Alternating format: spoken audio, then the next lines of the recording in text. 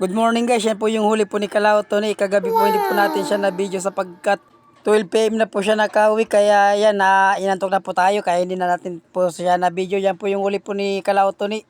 4 na isda po yung huli po ni Kalao Tony. Pero okay naman po, paldo naman po si Kalao Tony. Dahil sa dalawang isda lang po ay malaki na po yung binta niya.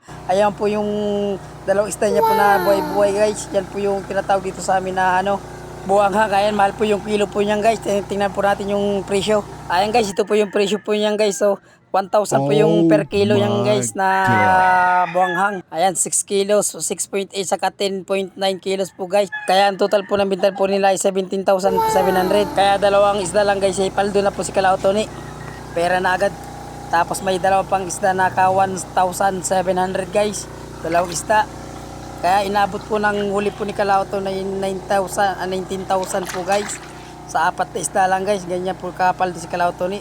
Medyo nakaswerte. At yan po yung ibang laman sa aquarium o sa buhay-buhay guys na bibintahan po namin ng isda. Ayan, mga lobster guys na tinatawag dito sa amin na aswang lobster.